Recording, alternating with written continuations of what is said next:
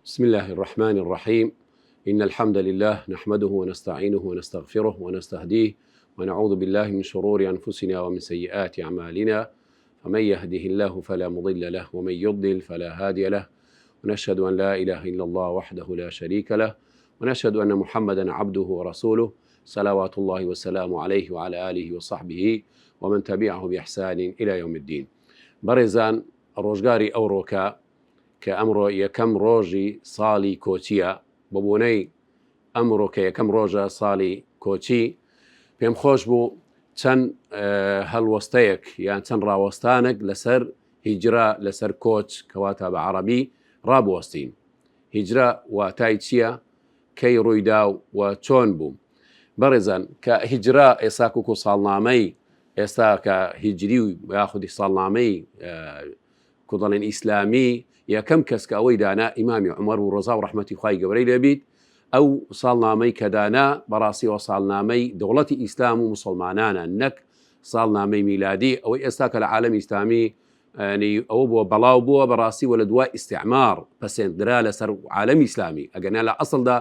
ئێمە ئەرکانی ئیسلامەکانمان وەکو حەجە، وەکو ڕەمەزانە، حتا زکات و ئەوانەیە کە بە ساڵ بەسەر ماڵ و شتدا دەچیت، هەمووی لەسەر ساڵی هیجریە. بەڕێزان ئەوە وەکو تێبینیەک بەڕاستی زۆر پێویستە ئێمە وەکو مسلمان بە خۆمان دابچینەوە قەزیەی ساڵنامەی هیجری ئەوە ساڵنامەی ئێمەیە، پەیوەستە بە عیبادەت و بە تاعەت و بە دینەکەمان. جا با بزانین چەند واتا و معنایەک لەسەر هیجرە بە خزمەت ئێوەی بەڕێز باسی بکەین. هیجرە پێشی هیجرە هەندێک خاڵ باز دەکەین، دوای هیجرە، ئەسنای هیجرە و دوای هیجرەش لە سێ تەوەر. هەندێک واتا و معنە لە پێش هیجرە طبعاً ینی بۆی ئێوە باسکەن ئەو هیجرە چۆن ڕوویدا. هیجرە هەر یەکسەر یاخود کۆچی پێغەمبەر صلی الله علیه وسلم وەکو بڵێن هەر کتوپڕ نەبووە. بەڕێزان پێشی ئەو کۆچکردنەی چەندین ئامادەسازی هەبووە پێغەمبەر صلی الله علیه وسلم. وەکو هەمومان دەزانین پێغەمبەرمان صلی الله علیه وسلم لە مەککەی 10 ساڵ زیاتر بوو دەعوە بانگەوازی کرد لە مەرحەلەی سری، دوای مەرحەلە و قۆناغی عەلەنی، تووشی سیراع و ململانەیەک و زەختێکی یەکجار زۆر بوو لە مەککەی مکەڕەمە کە تووشی ئەو سیراعی هات، ئەزیەتدان، تەعزیب، لێدان، ڕیخەڵۆکی حیوانی بەسەریدا بکەن، ئیهانە و ئەنواع ئەشکال تەعزیب و ئەوانەیان بەسەر کرد. پێغەمبەر صلی الله علیه وسلم هەسی پێکرد تەقریبەن دەعوە لە مەککەی ڕاوەستاوە، گەیشتە مەرحەلەی جمود لەبەر ئەو سیراع و ململانەی بێباوڕەکان و بتپەرستەکان و مشیکەکان. بۆیە بیری لەوەی کردەوە کەوا شوێنەشی تر بەدیلێک دابنێت بۆ قاعیدەی دەعوەی ئیسلامی ئینطلاق بکا و تێدا بەڵاو بیتەوە ڕووناکاتی ئیسلام بگاتە هەموو جیهان. ئەوە بوو هۆکارەکەی. بەڕێزان تقریباً ساڵی 11 چاوی پێکۆل لە منتەقەی مینا بە 6 لە نەفەرەکانی ئەهلی مەدینە کە بە ناوی حەجی زمانی جاهلیش حەج دەکرا بۆ مەکە هات، ینی چاوی پێیان کەوت. دوای ئەو 6 نەفەرە بۆ ساڵی دواتر ینی هاتنەوە 12 نەفەر، لەو 12 نەفەرەی 9 نەفەری لە خەزرەج بوو، 3 نەفەری لە ئەوز بوو، کەرچیش ئەوانەی طبعاً ئەو 6 نەفەری پێشتر بوونە موسڵمان لەسەر دەستی پێغەمبەری صلی الله علیه وسلم کە دەعوە بانگەوازیەکەی باسی کرد و ئیسلامەکە ئیتر یەکسەر قەنەعەتی هاتوو بن بە موسڵمان. دوای ئەوە ساڵی دواتر 12 نەفەر هاتنەوە، وەکو باسم کرد نۆیان خەزرەجی بوون، سێیانیش ئەوسی بوون، کەرچی سیراعەکی زۆر لە نێوان ئەوس و خەزرەج هەبوو. بەڵام قەزیەی ئیسلام ئەوانی کۆ کردەوە، هاتن لەگەڵ پێغەمبەری صلی الله علیه وسلم، دانیشتن و دەعوەکەیان بەدڵیدا بوو، بوونە موسڵمان ئەو 12 نەفەرەیە. و پێغەمبەر طبعاً لە قیاداتی ئەوس و خەزرەجی تێدا بووە، وەکو سعدی کوڕی زورارە و ئەوانە و لە غەیری ئەوانەی تریش. پێغەمبەر صلی الله علیه وسلم سەحابەیشی نارد وەکو سەفیری ئەوەل سەفیری ئیسلام، ئەویش ناوی موسعەبی کوڕی عومەیر بوو. ئەو موسعەبەی لەگەڵیان نارد بۆ ئەوەی دەعوە بانگەوازی و ئیسلام و ئەوەیان پێ بناسی بە ئەهلی مەدینە. ئێتر ئەوانەی کە نارد بۆ تقریباً ساڵێک بەسەرەوە داچوو، بۆ آخر ساڵی 12 هەندێک دەلێن 13 دعوەی پێغەمبەری صلی الله علیه وسلم، بەعثەی پێغەمبەری، ئەو جارە 75 خەڵکی مەدینە بە ناوی حەج دیسانێ هاتنەوە مەککەی لە منتەقەی مینا. عەدەدەکە زۆرە. ئیتر 75 هاتن لەگەڵ پێغەمبەری صلی الله علیه وسلم بە شێوازێک لە تاریکاتی شەو بەنهێنی پێغەمبەر صلی الله علیه وسلم چاوی پێیان کەوت. ئێتر کە چاوی پیان کەوت ئەوە پێ دەگوترێت بەیعەی عەقەبەی دووەم. بەیعەی عەقەبەی یەکەم وەکو باسمان کرد ساڵی پێشتر بووە، 12 خەڵکی مەدینەی بوو هاتبوون. ئەو بەیعەی عەقەبەی یەکەم کە مقدماتی ئەو هیجر و ئەوەی کۆچی پێغەمبەری بۆ صلی الله علیه وسلم ئەوانە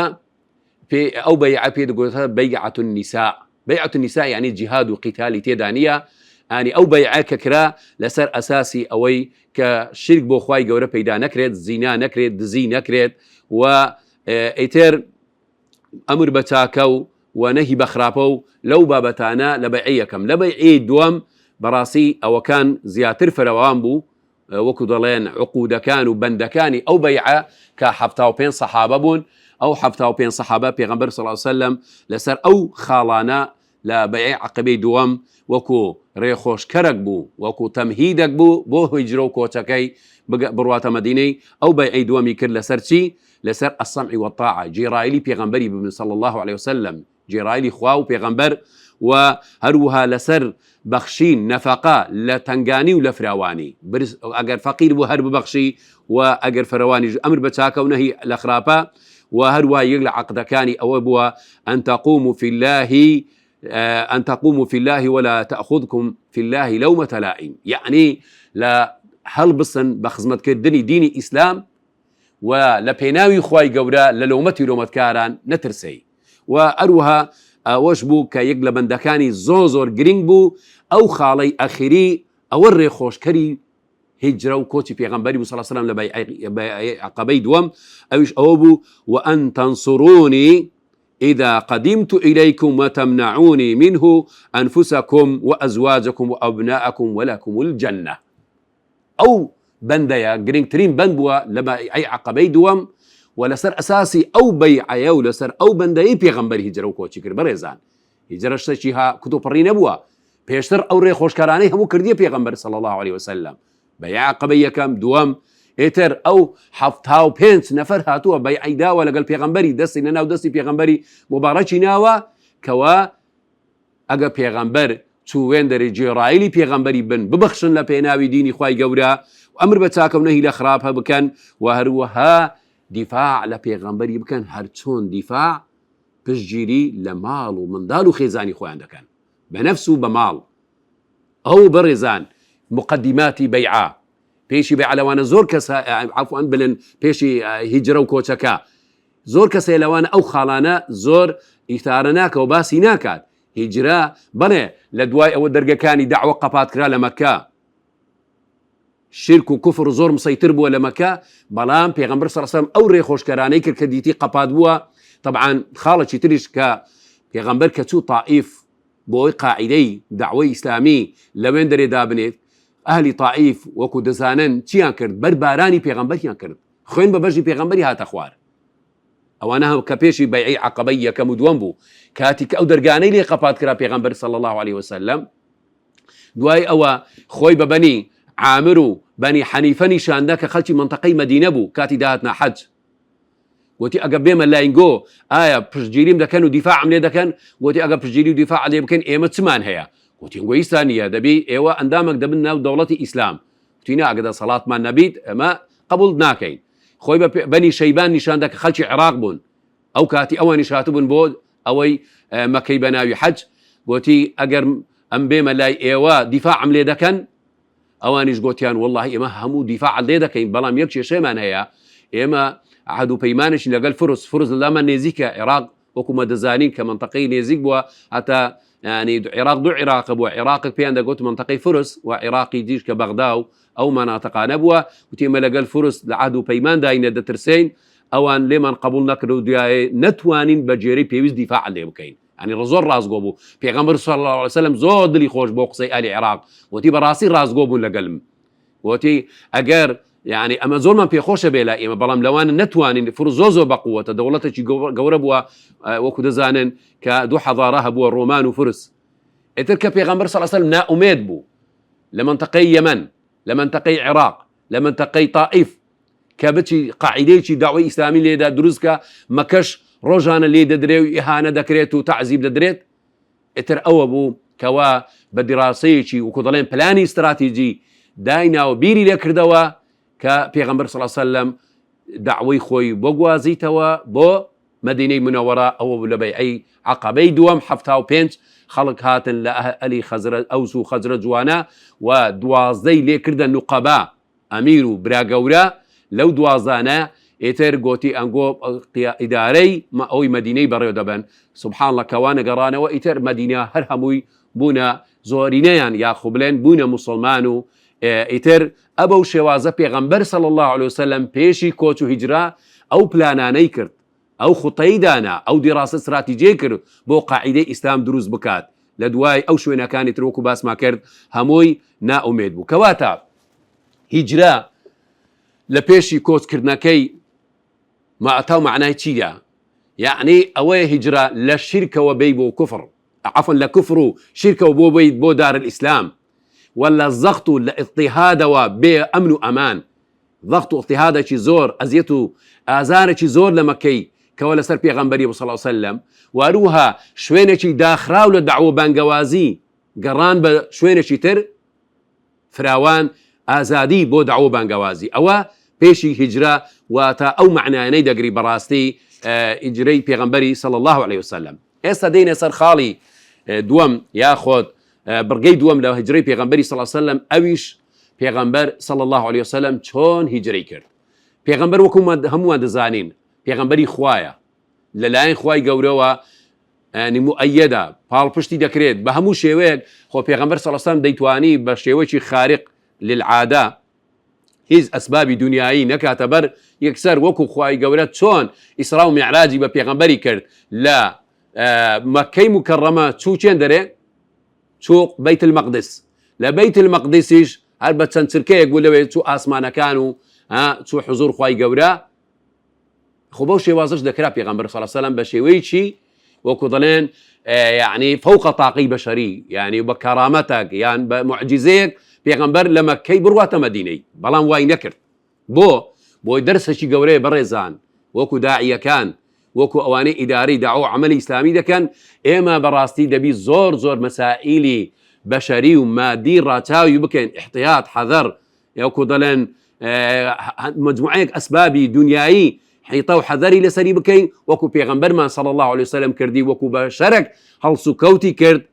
بۆ ئەوەی لە مەکەی بڕواتە مدینەی منەوەرە کە ئەو کاتی پێی دەگوترا یەثریب جا بۆیە ئێستا ئەثنائی هیجرا مجموعەیەک خوتە و پلانی پێغەمبەری صلی الله عليه وسلم وەکو پلانی استراتیجی یاخود وەکو دەڵێن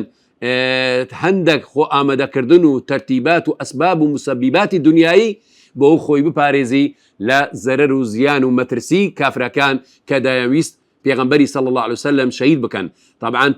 پێشی ئەو یەک دوو ڕۆژەی پێشی پێغەمبەر هیجرە بکات لە ئەوەی منطقەیەک لە لای نێزیک مەکەی عفوا لە کەعبەی ئەوە کرابوو بڵێن کۆبنەوەیە کرا کە ئەبوو جەهل پلانێکی دانابوو بۆ ئەوەی هەر لە ڕئیس قەبیلەیەک و شخصێکی گەنجی بەقووت و بەهێز بس لەسەر پێغەمبەری صلی الله عليه وسلم بە یەک دەست شجوم بکەنە سەر پێغەمبەر و شەهیدی بکەن بۆیە کە پێغەمبەر ئەوەی زانی بوو ئیمامی عەلی لە شوێنی خۆی نووساند باشە و دوایە کە دەبیتە ڕۆژ ئەو ئەسباب و ئەو کوودەڵێن حیتە و حەذارانەی کە پێغەمبەر کردیتی صلی الله عليه وسلم بۆ هیجرە ئەسنای هیجرە با بزانی وەکو بەشەر هەڵس و کەوتی کرد بۆ ئەوەی دەرس و پندێک بی بۆ ئێمە با بزانین چی کردووە یەک لە خطواتەکان و باسما کرد پێغەمبەر صلی الله عليه وسلم ئیمامی عەلی لە شوێنی خۆی نووساند دوای ئەوە پێغەمبەر لە ناوەندی نیوەڕۆ لە ماڵی خۆی دەرچوو چوو مالی ئەبوو بەکر کە پێشتر خەبەری دابووە گوتی دوو کوڵێن حۆشتری چاک حازر بکە و ئەمە پێکەوە دەردەچین ئەبوو بەکر سیدیق گوتی الصحبة صحبة گوتی بەڵێ الصحبة صحبة پێکەوە دەردەچین زانی کەەوە بۆ هیجرەیە گوتی لە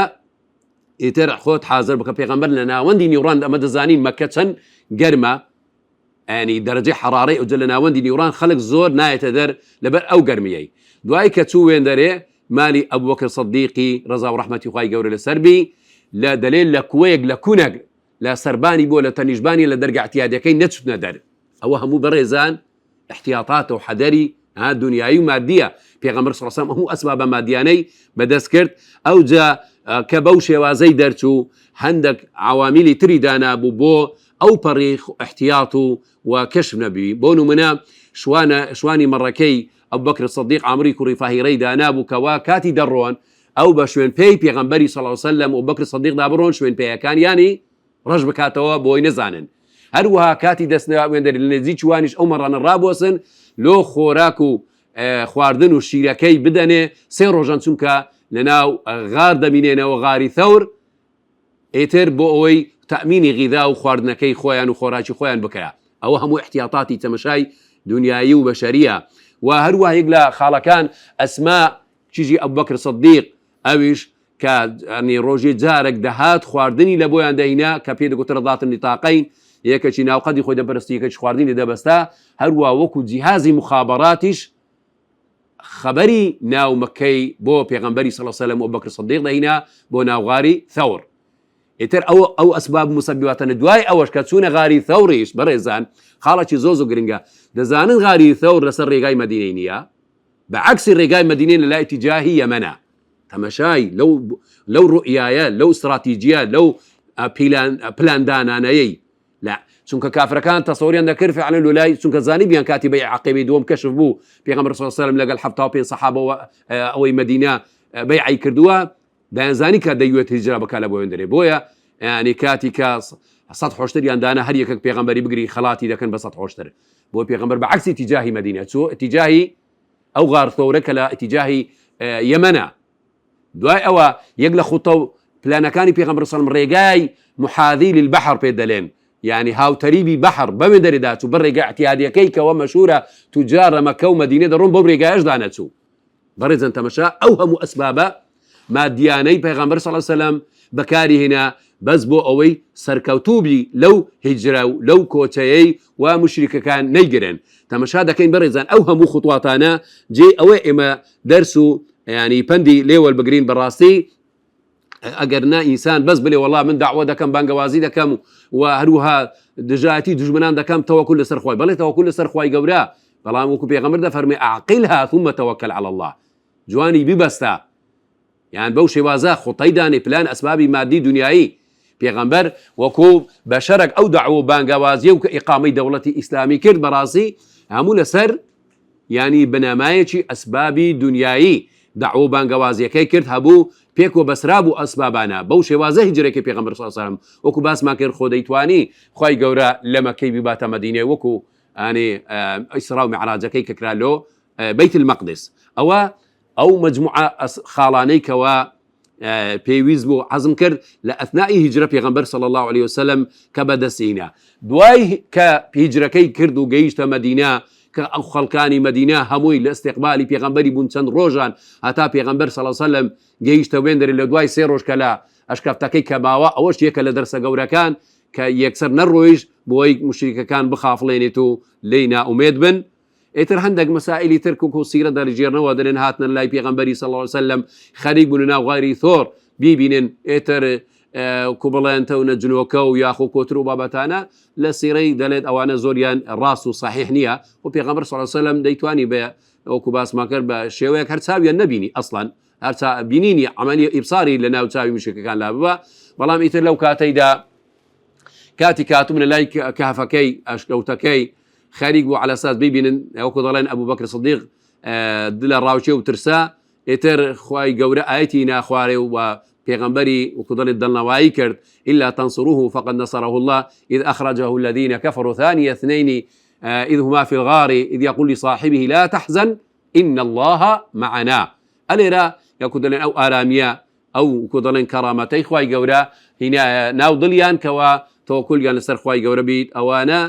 ئیتر ناتوانن زەفەریان پێ ببەن ئەو جزءە کەرامەتە خوای گەورە وەکو دەرس و ئەوەک یعنی بۆی دڵنەواییەک بیانداتێ تەنیا ئەوەندە جانبێکی وەکو دەڵێن معجزە و کەرامات و خارجی هاتە ناو مۆزوعەکەی. باشە ئیتر پێغەمبەر صلی الله علیه و سلم لەگەڵ ئەو هەموو ئەسبابە مادیانەی کە بەکارینە لە دوای ماوەی چەند ڕۆژێک هەتا گەیشتە مەدینەی منەوەڕە. گەیشتە مەدینەی منەوەڕە بەڕێزان هیجرا لە مەدینەی منەوەڕە پێغەمبەر صلی الله علیه و سلم چی کرد؟ ئەو خوتواتانەی دوای هیجری پێغەمبەر ساڵی زۆر مهمی من بەڕێزان ئێمە زۆر گرنگە وەکو دەڵێن هەڵوەسەی لەسەری بکەین و دەرس و پەندی لێوە بگرین. ئەوە بوو یەکەم جا کە چوو مەدینە بەڕێزان یەکەم شت ئەوە بووە مزگەوتی دروست کرد. بۆچی مزگەوت؟ چونکە مزگەوت جێگای دروستبوونی ئینسانە مرۆڤە تێدا لە ڕووی ئیمانیەن لە ڕووی معنەوی ئینسانە ناو مزگەوت بەڕاستی دروست دەبی. مزگەوت جامیعە بوو مزگەوت قوتابخانە بوو مەکتەب بوو تێدا پێغەمبەر صلی الله عليه وسلم ئەو سەحابانەی ینی وعظ و ئێرشاد و پەیامەکانی ئیسلامی پێ دەگەیان بۆیەش وەخوای گەورە کە دەفەرمێت أن المساجد لله فلا تدعوا مع الله أحدا یەکەم شت بە پێغەمبەر مزگەوتی دروست کرد بەڕێزان کەواتە مزگەوت ڕۆلی زۆر گەورەیە لۆ بنیادنانی ئینسان بۆ دروستکردنی بیر و باوەڕ زۆر گرنگە ینی مزگەوت بەڕاستی ئەو ڕووکە کە لەو سەردەمەی ڕۆلی زۆر کز و لاواز بووە جێگای داخە وەکو باسمان کرد مزگەوت جێگای یعنی زانکۆ بووە جامیعە بووە مەدرسە بووە جێگای ئیستیشاری و پەرلەمانی ئیستیشاری بووە بۆ تاوتوێکردنی زۆر مەسائلی ئومەتی ئیسلام لەناو مزگەوت دانیشتنەکان دەکرا بەڕێزان بۆیە بەڕاستی مزگەوت ئەنی گرنگیەکی زۆر گەورەی هەیە و هەروەها یەکڕێزی موسڵمانان و هەروەها برایەتینن ئاو موسڵمانانە ئەو مزگەوتەیە و خۆشەویستی و محەبەت و تەئالوف هەر بە هۆکاری مزگەوت دروست دەکرێت بۆیە یەکەم شت کە پێغەمبەر صلی الله علیه وسلم ئەوەی کرد کە مزگەوت بوو دوای خطوەی دووەمی بەڕێزان کە پێغەمبەر کردی لە مەدینەی منەوەڕە لە دوای کە گەیشتە وێن دەرێ کە زۆر مهم بووە ئەوەش کە پەیوەستە بە دوای هیجرەی پێغەمبەری صلی الله علیه وسلم یەک لە ئیشەکاری کردی ئەویش ئەوەیە کە برایەتی لە نێوان مهاجرین و ئەنسار واروها لە نێوان ئەوس و خەزرەج ئەو برایەتیە کە برایەتیەکی ئیمانی ڕاستەقینە برایەتیەکی خاوێن مهاجرەکان کە هاتوبوون لە ماڵ و سەروەتی خۆیان بەجێ هێشتە بوو لە مەکەی مکەڕەمە هاتنە مەدینەی ئێتر پێغەمبەر صلی الله علیه وسلم وای لێ کرد هەر مهاجرێک لەگەڵ ئەنساریەک بتەبرا حتا وەلی هاتوبوو هەندێک لە ئەنساریەکان گوتبیان ئەوەی دوو خێزان و سێ خێزانی هەبی گوتبیانە من وازانیم لە خێزانەکانی خۆم دەیدەمە مهاجرەکان پێغەمبەر صلی الله علیه وسلم قبولی نەکرد گوتی نەخێر حتا بەڵکو لە بدايتي أو هجرة وكتازة بن مهاجرة حتى وكو قول علماء وحديد لسريات دلي ميراتي اللي يكتر دقرتوا دعاء نسخ بو يتريق لا أو كان بلين أنصاريا كان دليتا يقلا صحابة كان في غمري وكو عبد الرحمن يكوري عوفا دليك هكا ورا مالي خم لقل دا باش دا كموتي دويد الدم يقول نخير يتمنى بس ورقاي بازارم بيني شان دا أما النبي بازرقانو تجار دا كمو احتمال دا سرخوم دا كم يعني هبوا لا مهاجرة كان لەگەڵ ئەنساریەکان مثلا خزمەتی دار خورما و بابەتانیان کردووە بەڕاستی بەو شێوازە یارمەتی دەر و تەواکامل و ینی هاوکاری یەکتریان کردێ کەواتە ئەو برایەتیەی لە نێوان مهاجرین و ئەنسار بەڕاستی برایەتیەکی ڕاستەقینە بوو و پێغەمبەر صلی الله عليه وسلم بەو شێوازە ئەو سیراعی حتا چەندین ساڵ بۆ خوێن لە نێوان ئەوس و خەزرەج دەڕژە پێغەمبەر صلی الله عليه وسلم بەو برایەتیە أو صراع أو ململاني كوتاي بهنا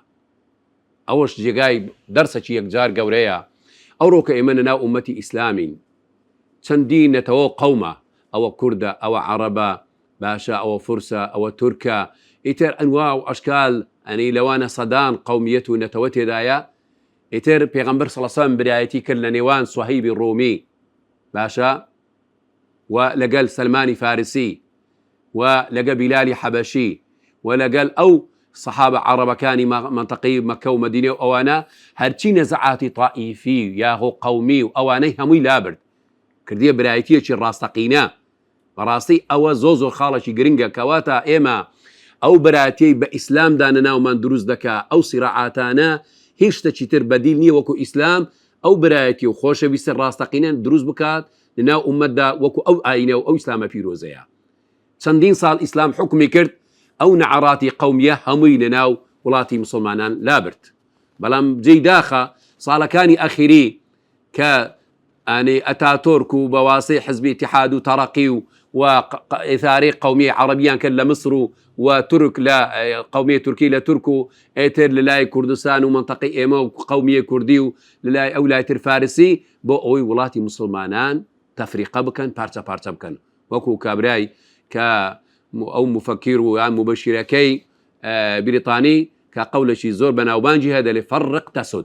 تفريقي بك إتر إيوي غربي على أوان دبنتي سادو قوري مسلمانان ولا منطقي مسلمانان أو جبراسي أو خطو بيلانيوان حاليا سركوتوا إما دا بجارشي دي بقرينوا أو براتي راستقينيي كبيغمبر صلى الله عليه وسلم درسي كرد لانيواني أو قومانا أو نتوانا إيمش أو كاتي بهيزو بقوة دبينو دستي دجمن زررو زبن من لسري نادات أو وكو قوتمان دوامين پرۆژە و دووەمین گرنگترین شت بووە کە پێغەمبەر صلی الله علیه وسلم لە دوای هیجرەکەی لە بۆ مەدینە کردی ئەو برایەتیە بووە. سێمینیان بەڕێزان کە ئەویش زۆر میمە بوو بنەمایەکی دروستبوونی دەوڵەتی ئیسلام و هەروەها بوو دەستوری و قانون و یاسایەکی زۆر جوان بۆ دەوڵەتێکی ئیسلامی لە مەدینەی منەوەڕە ئەوش پێ دەگوتێت وەثیقەة المەدینە. ئەو وەثیقەیە ئەو عەهد و پەیمانەکە پێغەمبەر داینا لە نێوان مسلمانان و مسلمانان لەگەڵ جوولەکەکان و لەگەڵ غەیری جوولەکەکان و مشریکەکانیش کە لە مەدینەی بوونە. بەڕێزان ئەو وەثیقەیە یاسا و دەستورێک بووە وەکو عولەمایان و مؤرخین دەڵێن یەکەم دەستورەکە لە دنیا دانرابی جوانترین دەستور و عەدالەت کە تەعایشی تێدابی لەگەڵ چەندین دیانەت لە ژێر سێبەری دینی ئیسلام ئەو دەستورەی مەدینەیە کە پێغەمبەر صلی الله عليه وسلم داینا کە ئەو دەستورەیە وای لێکردبووە لەگەڵ جوولەکەکان ئەگەر هجووم بکرێتە سەر مەسەلەن سەر جوولەکەکان ناو مەدینە مسلمانان دیفاعیان لێ بکەن، یان هاتە سەر مسلمانان جوولەکان دیفاع لە مسلمانان بکەن،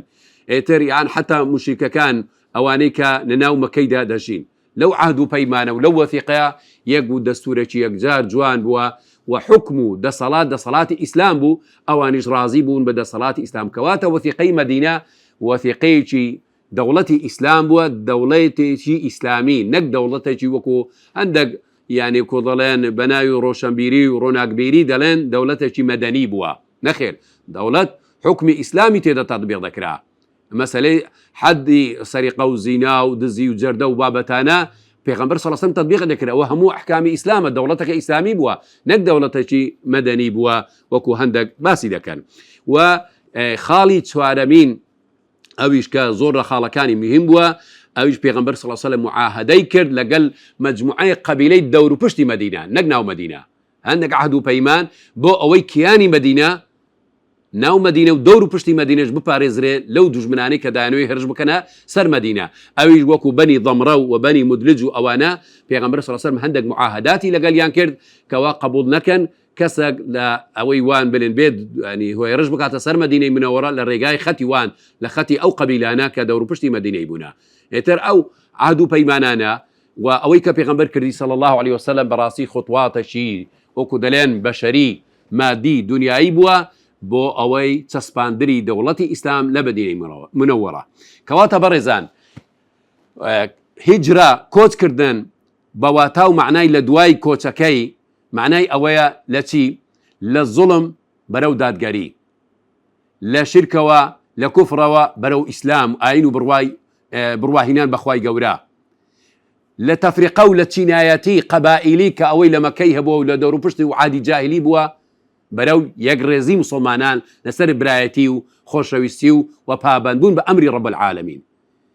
کەواتە ئەو واتایانە زۆر واتای گەورەن. ئێمە دەرس و پەندی لە هیجرە وەردەگرین بەڕێزان، کاتی کە ساڵی نوێمە بەسەردادێتەوە دەوی بزانین ئەوە واتای هیجرەیە، ئیش بکەین لەسەر ئەوەی ئێمە ئەو واتایانە جارێکی دی لە ژیانی خۆمان بەرجەستەی بکەینەوە،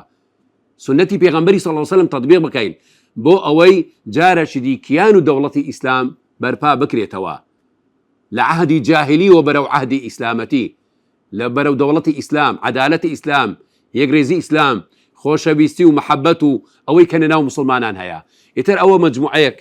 خاڵی گرنگم بزانی لە بەبوونەی ساڵی نوێی کۆچی پێغەمبەرمان و نازارمان محەممەد صلی الله عليه وسلم بەبیری خۆم و بەبیری ئێوەی بەڕێز بینمەوە و داواکارم لە خوای گەورە ئەو ساڵی تازە کە هاتووە ساڵی پڕی بەرەکەت و خێر و خۆشی بیت، عزەتی مسلمانان بیت، بەتایبەتی مسلمانانی ئەهلی غەزە و جارێکی دی خوای گەورە عزەتی ئیسلام و دەوڵەتی ئیسلام بگەڕێتەوە بۆ هەموو لای مسلمانان. وصلى الله وسلم وبارك على نبينا محمد وعلى آله وصحبه أجمعين.